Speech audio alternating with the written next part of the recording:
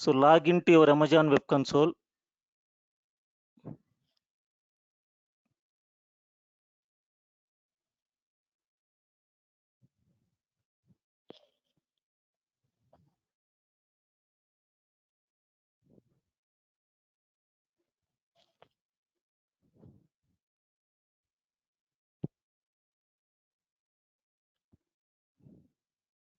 Launch one Linux instance, configure one web server.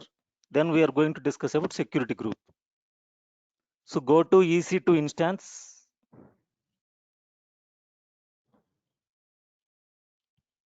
Running instances.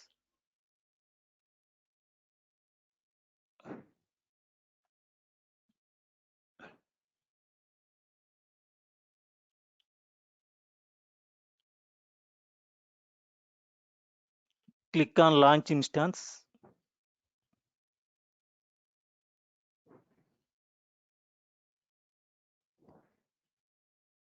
So select the first one.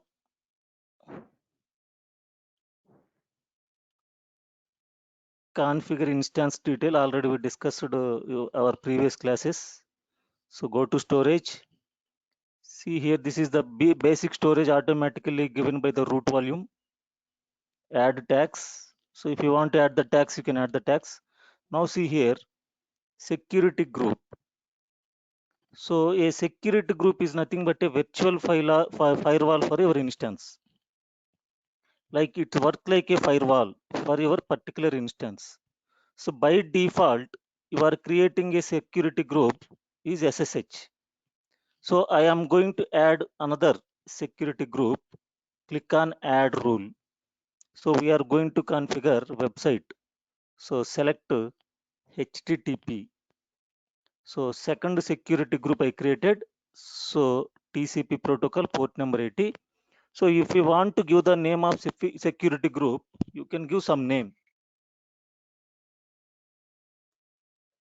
New security group. So create a new security group. Click on review and launch. So this is the details. These are the details. Click on launch. So no key pairs are there. So create a new key pair. Key pair name.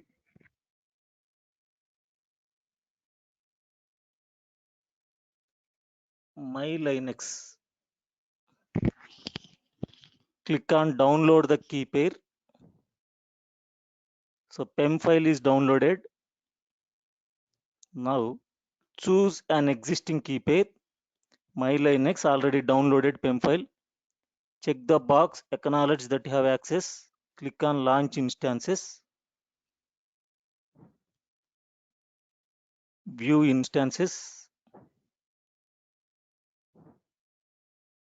Give the instance name Linux Web. So here I am telling you about the importance of security group. That is the reason I am launching one instance and I am going to configure one web server. So copy the public IP. So first time we downloaded one PEM file. Go to puttygen. Now you have to convert into PPK file. Click on load. So go to all files. Select my Linux PEM file. This is the PEM file. Double click on this. Successfully imported. Click on OK. Click on save private key. Yes. Now give the name my Linux dot ppk. Save the file. Click on close. Now go to putty. Give the public IP address. Select SSH. Select authentication. Click on browse. Select my Linux ppk file. Click on open. Yes. Username EC2-user. Login as a root user sudo space su. yum install httpd. Yes. Go to where www.html. Open the index.html file. This is my AWS web server. Save the file, Control D. Start the service httpd start. Permanently start. chk config httpd on. Now open the web browser now. Check the website is opening or not. Give your public IP.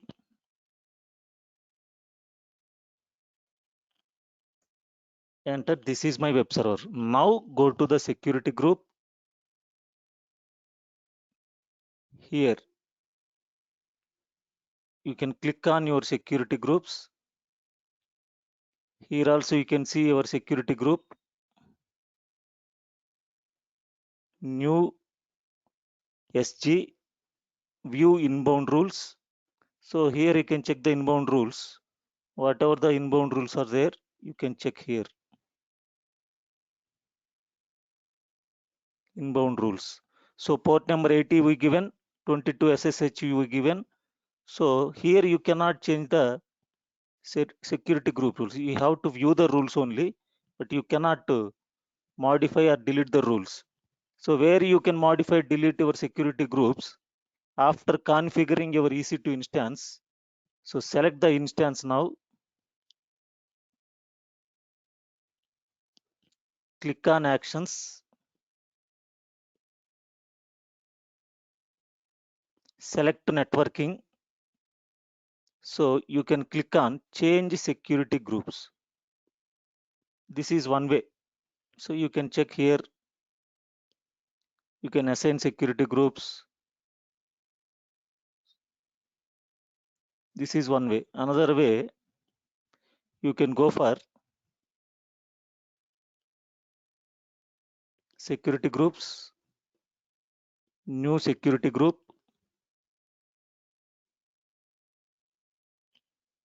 click on actions, edit inbound rules. So here you can have the HTTP rule. So you can delete it. You can delete it. Now click on save. So I deleted a security group. Now you can go to web browser. You can access your website. It will not going to be open because the inbound rule, whatever the protocol is there. So I removed that security group. That is the reason your website will not open. The inbound rules are not allowed to your instance. So by default, security group can write the inbound rules. So it is a first line of defense your packets.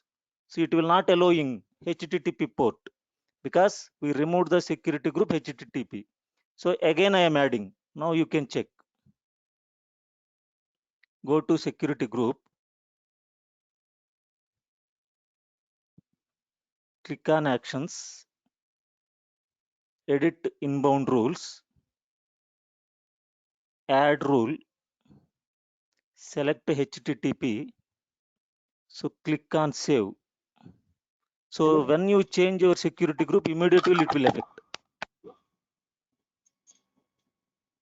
Hello? Yeah, tell me. Sir, can we use HTTPS instead of HTTP?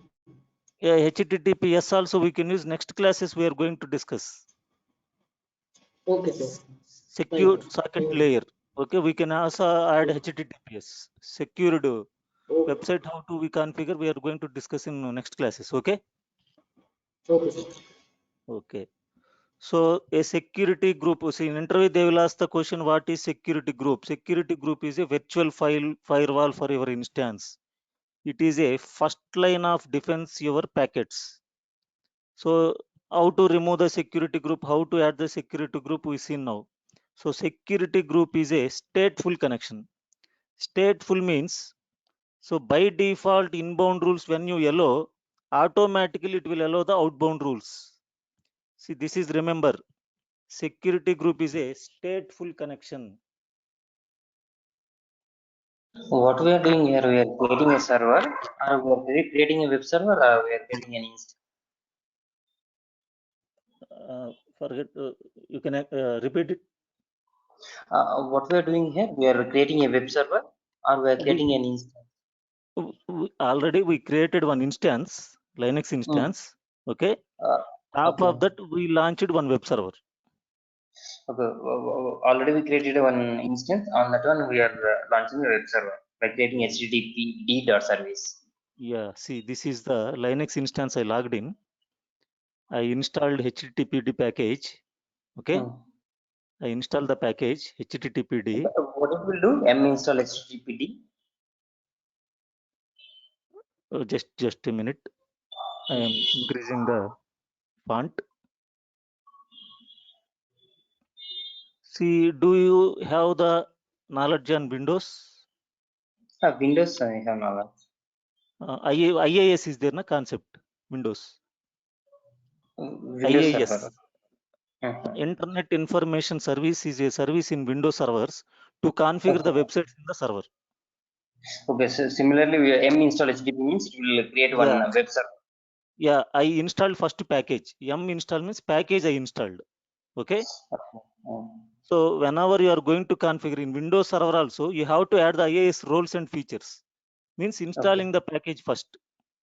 So after installing the package, what we done, package is installed here. After that, so I go to the configuration of website. This is the path where you are going to configure the website in Linux. So all our HTML files, websites, we are going to keep on this directory where www.html. There I created one index.html file. So here I written website. So if you know the HTML program, you can write the program. I written the plain text. Okay. Then we started the service. So Windows automatically we are go to services, stop, start, reload, restart. Same Linux, this is the command. Okay, I started the service. Then I went to the web browser. Okay, I given my IP address. Website is open. So Windows, how you are doing? So for example, I am showing you. Right click, open one text document. For example, I am telling you. This is my Windows web server. For example, I am not hosting, but I am showing you. Click on file, save as, index dot. I am saving the file as index.html. Now open this index.html file. What came here? This is my Windows web server, but it is not hosted. So this is open my file. I checked here. Then I can host this in website IaaS in Windows, Linux, HTTPD. Okay, understand? Apache web server in Linux, in Windows IaaS. Okay, when you remove your security group, HTTP security group, so website cannot open because you are not allowing HTTP to configure to connect your server. So in security groups, you have to explain an interview point of view. Security group is a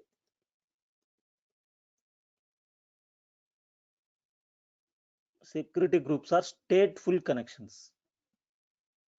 So we can discuss about NACLs, network access control list, in later classes. Those are stateless. This is stateful. Stateful means if you allow inbound rules,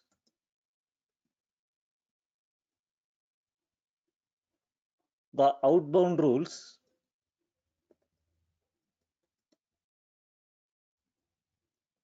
automatically will allow. No need to tell.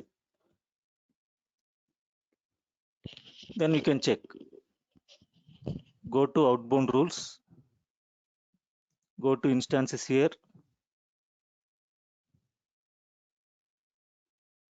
You can check here outbound rules. See, all ports, all protocols by default it will allow. So this is stateful connection. So if you allow inbound rule, automatically it will allow outbound rule. You cannot do that. You cannot restrict anything here. So to change the security group of instance, already we discussed, we go to networking, change security groups. We can change inbound traffic or outbound traffic. So all inbound traffic by default is disabled. But we given SSH, because if you are not given SSH, nobody can log into your Linux server. If you are not given RDP, nobody can log into your Windows server. What is the use? We have to log into our servers, we have to work. That is the reason default Linux SSH security group is created by default. In Windows, RDP, remote desktop protocol, will create by default to connect our servers. So when you change the security group, it will take the effect immediately. So if I remove the security group, automatically your website will not work. And also you can have multiple security groups attached to your instance. So already we created multiple security groups. So you can go to here, click on security groups.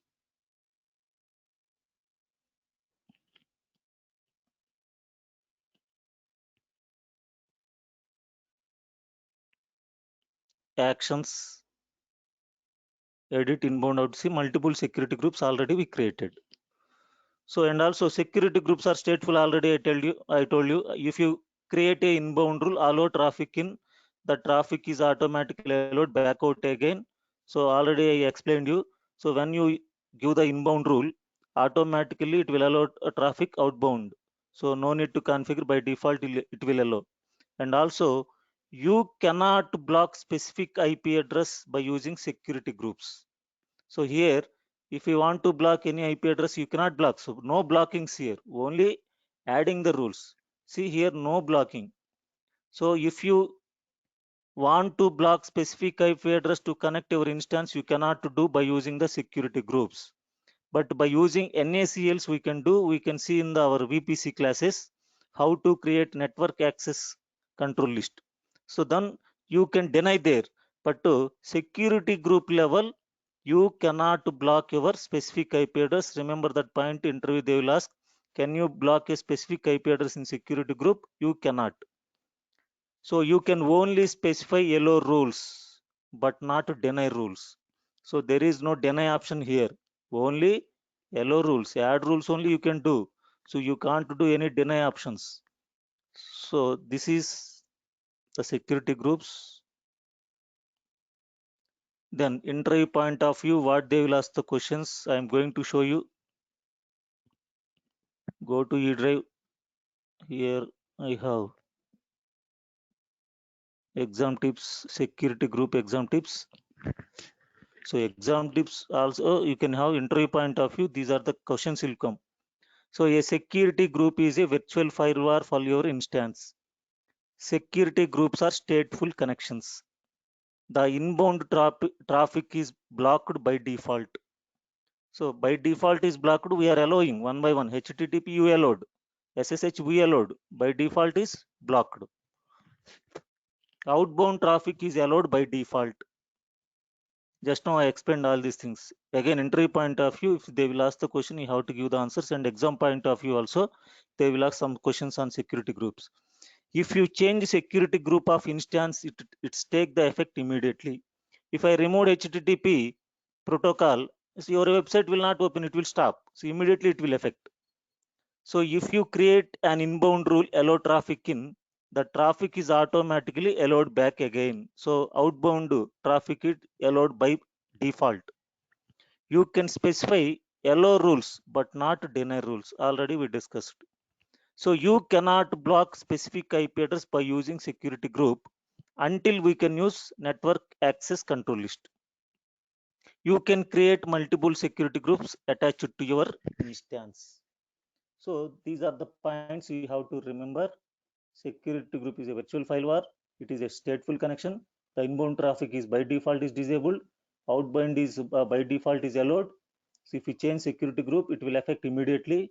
You can create inbound rules, but when you create inbound rules, automatically outbound rules it will create automatically. You can specify allow rules but not deny rules. You cannot block specific IP address by using specific security groups until we can use NACL. You can create multiple security groups attached to your EC2 instance. So initially, yesterday we discussed about instance and what are the exam tips in EC2 instances. Today, security groups. Now, next topic we are going to discuss about elastic block storage.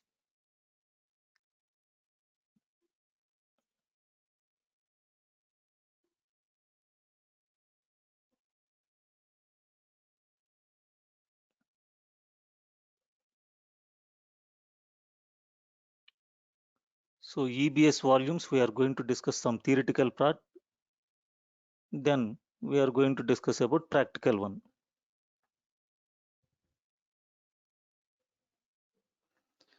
So EBS, elastic block storage. So at the time of creating the instance, automatically it created one volume that is nothing but a root volume. Apart from that, if we want to create additional volumes, so we can create the additional volumes. That is nothing but a elastic block storage. So elastic block store provide persistent storage volumes for Amazon EC2 instances that can be attached to a running instance. So while your instance is running also, you can create the EBC volumes you can attach to your instance. Each Amazon EBS volume is automatically replicated within its availability zone to protect you from component failure, offering high availability and durability. This point is important. Each Amazon EBC volume is automatically replicated within its availability zone to protect you from component failure. If one is failure, you can access from another one.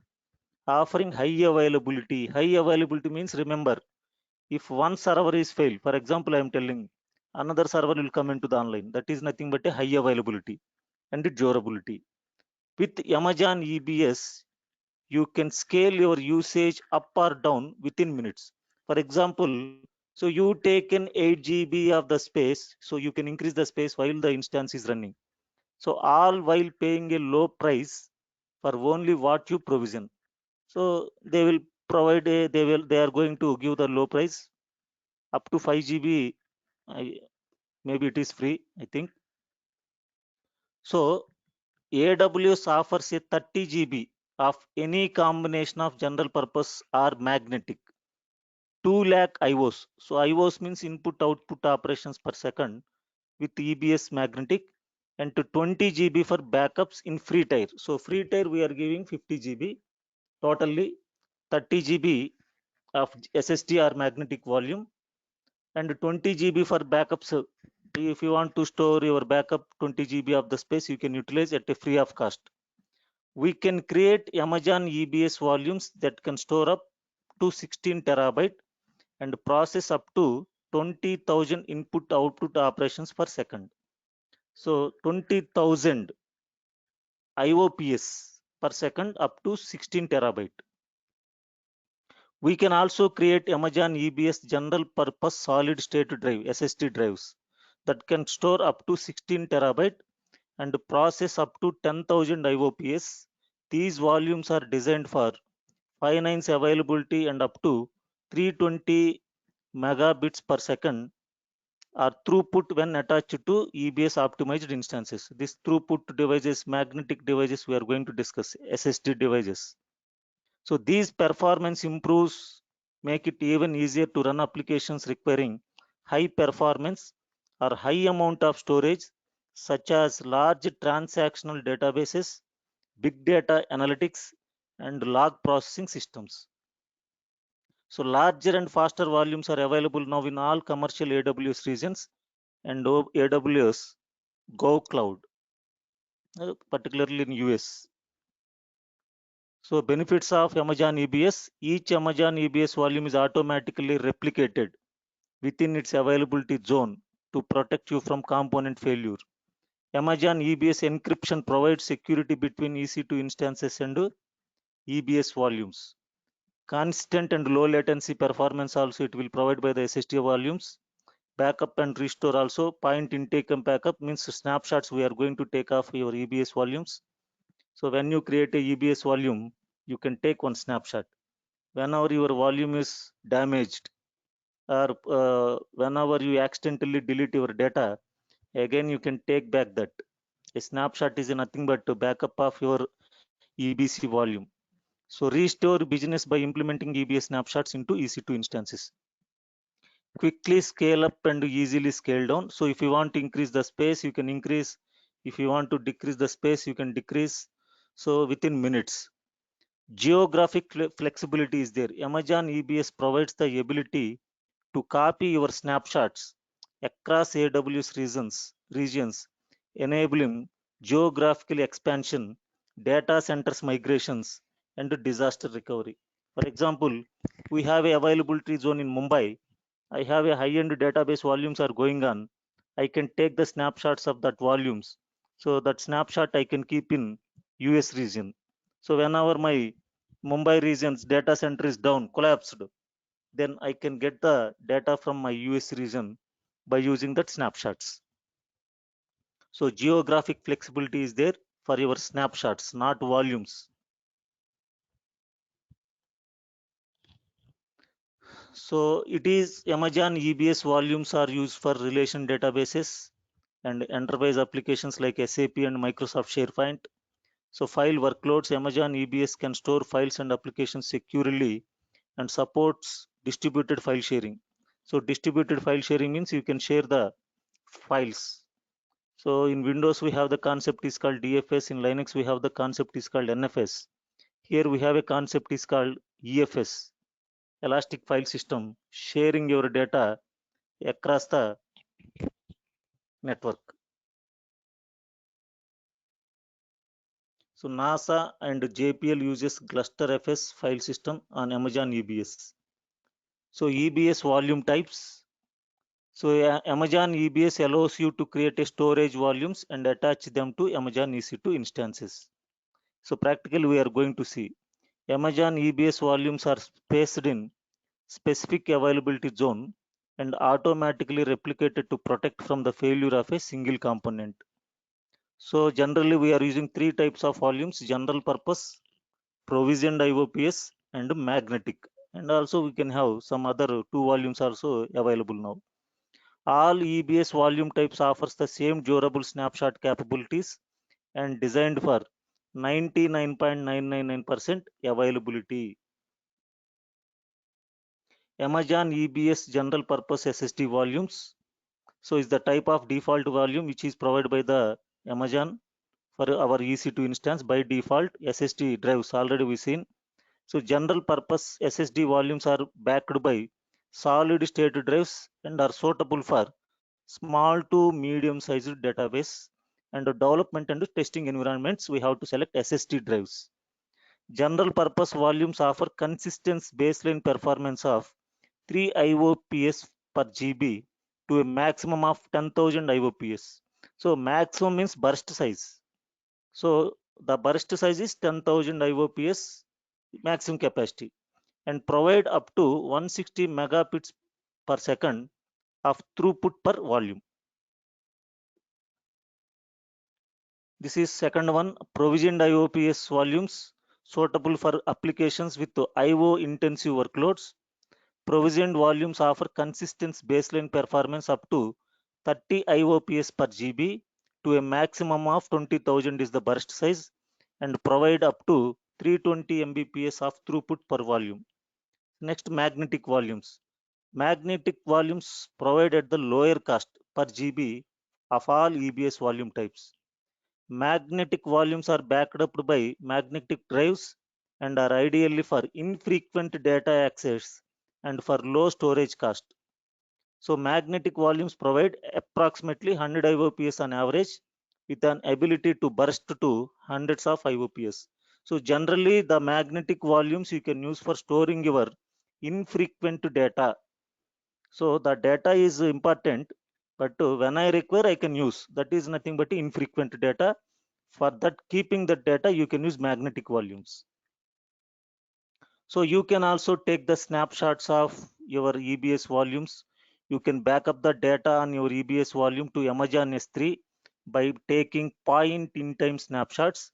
Snapshots are nothing but incremental backups, which means that only the blocks on the device that have changed after your most recent snapshot are saved. For example, today I taken one snapshot of a volume. So you can assume 300 blocks.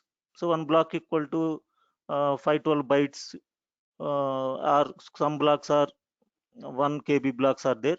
So today I taken a snapshot image of our EBS volume. So 100 blocks are stored. Maybe A, B, C, X, Y, Z, some words or characters are repeated. So next time when you take in the backup, if the same characters will come, it will not utilize the external space. So that is the only blocks which are updated, that only it will take the backup. But in general backups, how much you take in the backup today, tomorrow also whatever the new backup is there, the complete 1 GB plus, tomorrow 500 MB is updated. 1 GB plus 500 MB it will take backup. But incremental backup in snapshot, today 1 GB backup is taken, so tomorrow 500 MB only taken, that 500 blocks only it will return. Again it will not take another 1 GB of the space on the backup. This is one point you have to remember in entry point of view. So if you are dealing with snapshots of sensitive data, you should consider encrypting your data manually before taking the snapshots. If it is a critical data is there, you have to make it encrypted while taking the snapshots. Snapshots of encrypted volumes are automatically encrypted. So automatically those volumes also encrypt. When you create an EBS volume, you can create it based on an existing snapshot. So when you create an EBS volume, you can create it based on an existing snapshot. So if you access a piece of data that has not been loaded yet, the volume immediately downloads the requested data from Amazon S3. So whatever the data you are accessing from volume, if it is not there, not been loaded yet, immediately it will connect to your S3 storage, wherever your snapshot is there. So it will download your data and then continues loading the rest of the volumes data in the background. So snapshots are constant to the region in which they are created. So you can copy the snapshots across the regions. So features immediate access to Amazon EBS volume data. Resizing Amazon EBS volumes, already I told you. So when the instance is running, you can increase your Amazon EBS volume size. Sharing, already we discussed sharing Amazon EBS snapshots across the regions or availability zones. And copying, so you can also copy your EBS snapshots across the AWS regions, and you can import or export the Amazon EBS snapshots. So already discuss optimized instances, so availability and durability, encryption, identity access management. Next class we are going to discuss creating the users groups. So Amazon EBS encryption offers EBS data volumes and snapshots. So what is the encryption format it will use? AWS key management service. So EBS encryption enables data security by encrypting your data volumes and snapshots using Amazon management keys, or keys you create and manage using the AWS key management service. So access to Amazon EBS volumes is integrated with AWS Identity Access Management, IAM. So you can also give the permissions to the IAM users to access your Amazon EBS volumes to integrate with your EC2 instances. Okay, these are the Amazon EBS elastic block storage volumes. So first I will show you how to create a EBS volume. Log into instance. So log into AWS management console. So this is the Linux instance is running. I want to create one volume here, EBS volume. So drop down this left side of the horizontal vertical bar. So here you can see Elastic Block Store. So click on volumes.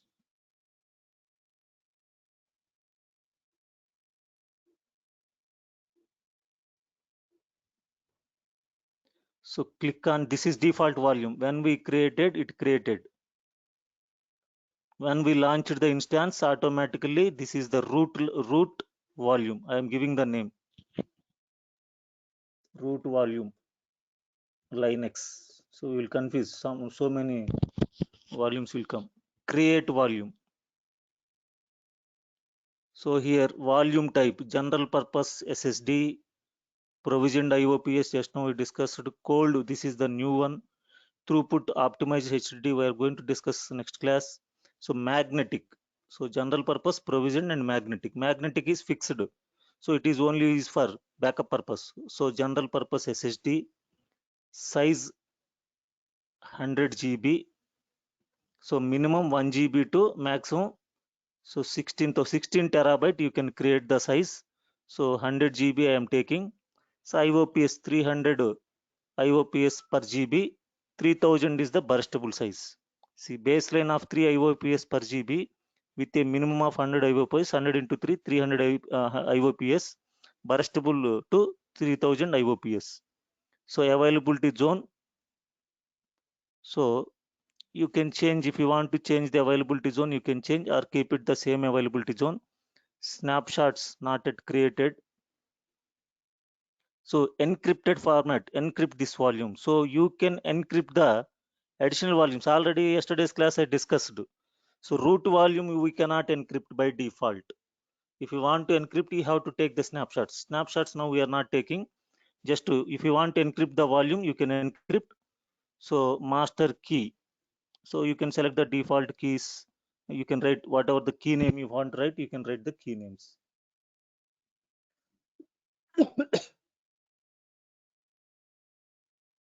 So KMS, key description, default master key that protects my EBS volumes when on the other key is defined. This account, this is my account name. Key ID, this is the key ID. So this is the Amazon resource name. ARN means Amazon resource name. So, but now I am not encrypting. So next we are going to discuss encryption. So create volume. Click on close. Refresh. So volume is created. 100 GB volume just now I created. I am giving the name new vol. Now you created 100 GB volume. But what you have to do with this volume?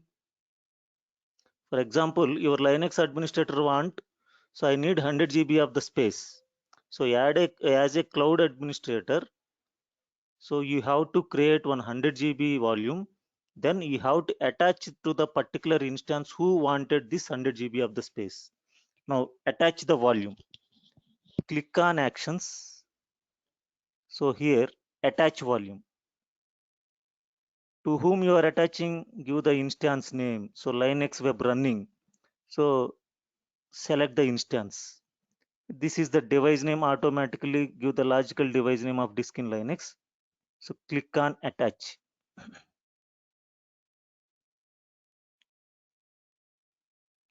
So now as a cloud administrator, you have to call to the EC2 instance who is managing that Linux server. So I attached one new volume. Is it attached or not? Please tell me. So then that is the duty of Linux administrator. When the volume is attached or not, he has to check. Now your work is completed here. Now new volume, attach it to the existing Linux instance. Now go to Linux instance.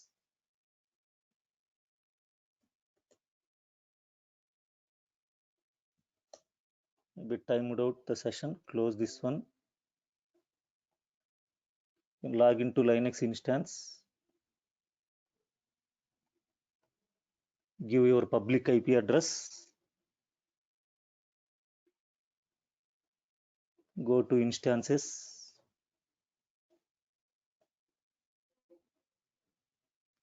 Select the public IP.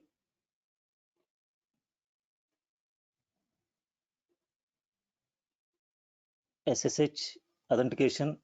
Browse My Linux. Click on open. Username EC2-user. Sudo space su. Now to see the available disks in Linux. So they given the volume to you. So you have to know whether the volume is attached or not. You have to tell as a Linux admin fdisk-l. fdisk-l is the command to see the available disks and existing partitions in Linux. Now see, volume is attached. See here 100 GB. So if you know the Linux administration, then you can easily immediately catch. In Windows, how to see tomorrow we are going to see.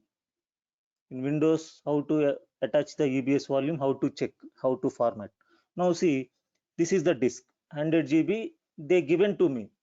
So they given 100 GB of the space. Now what I have to do as a Linux administrator, I have to create a partition. Now fdisk // this is the disk name // xvdf. So P, it shows the partition table. No partitions are created. This is the new disk.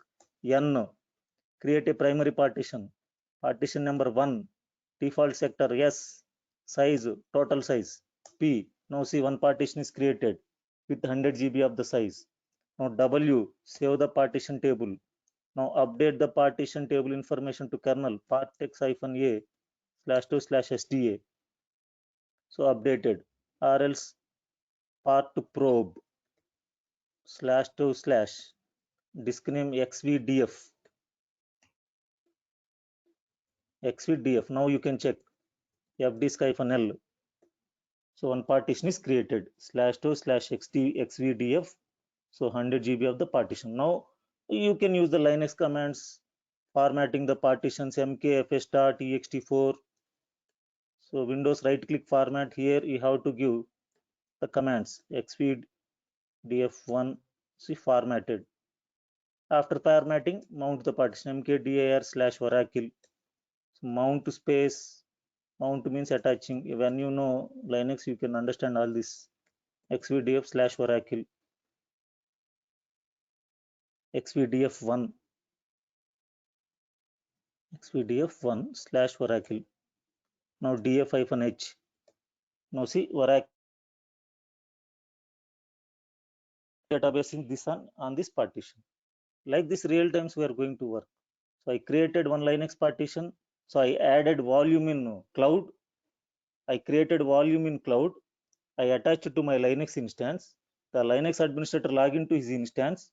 He created one partition. He formatted that partition. He mounted the partition in Windows like C drive, D drive, F drive. In Linux, mount to file systems. So Oracle is the mount point. Now Linux administrator call to Oracle database administrator. So your partition is ready. You can install the database in the path /oracle. They can install. This is like administration will go on real-time scenarios. Okay. Now what I am doing, I am unmounting Oracle now. Now I am deleting the volume in cloud. What happens? See now. Go to volumes. Select the volume. Click on actions. First you have to detach it. Detach volume. Yes, detach. Just detaching. Refresh. Now it's going on.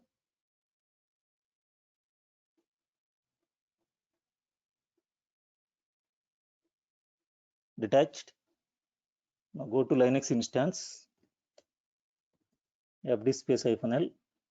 See, is there any volume? Nothing is there. This is the operating system 8 GB volume. So when you detached the volume there, automatically it's gone here. So whatever the database, where is my database? So your database is safe here by I detached from your volume. So I can attach this volume to another instance. Like this also you can do. So this is the way we can create the volumes. We can attach the volumes to EC2 instances. Then I can take the snapshot this volume backup. For example, so accidentally operating system level the database is corrupted. So you have the backup. So then you can restore your volume. Then your backup will come. Tomorrow we are going to see. We are going to launch one Windows instance. We are going to create one new volume. We are going to attach the volume to Windows Server. Then you have to create one D drive or E drive. Then you are going to format it. Then to store some data. Delete that volume. Then come from here. Again, you can restore the volume. You can check the data. Next class, Monday, we are going to see. For now, I am deleting this volume. Click on Actions. Delete volume.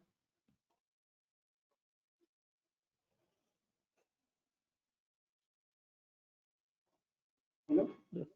Yeah, tell me.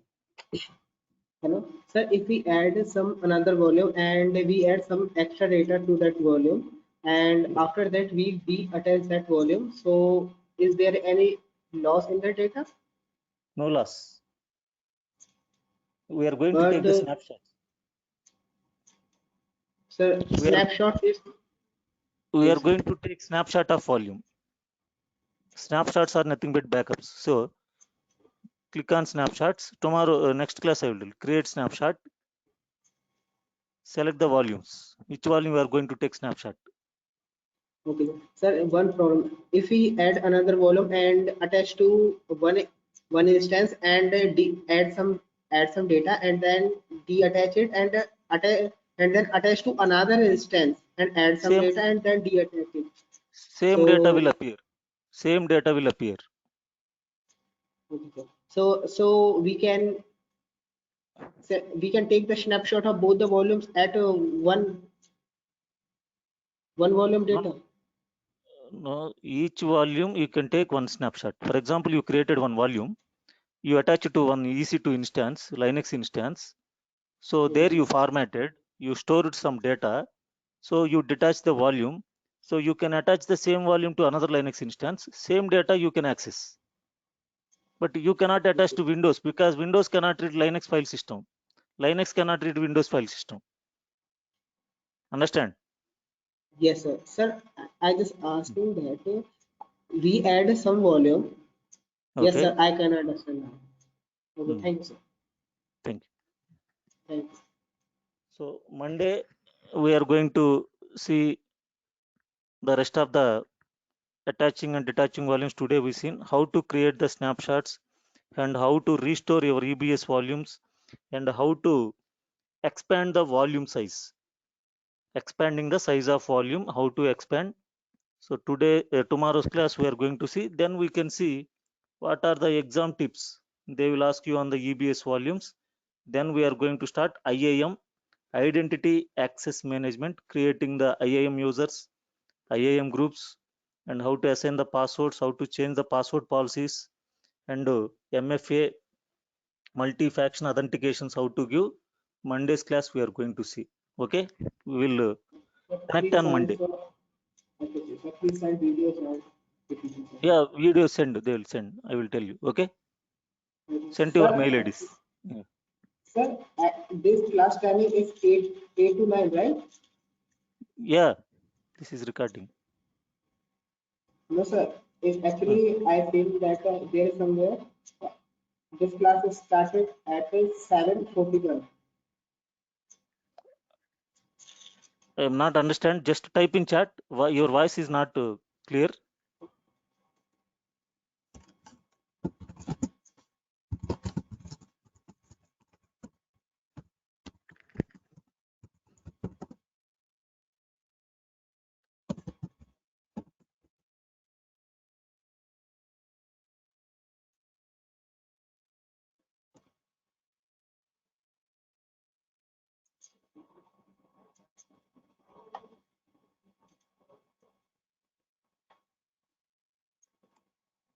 Hello?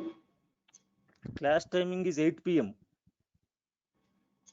Yeah, okay, sir. But actually Message is seen at 7:41, sir.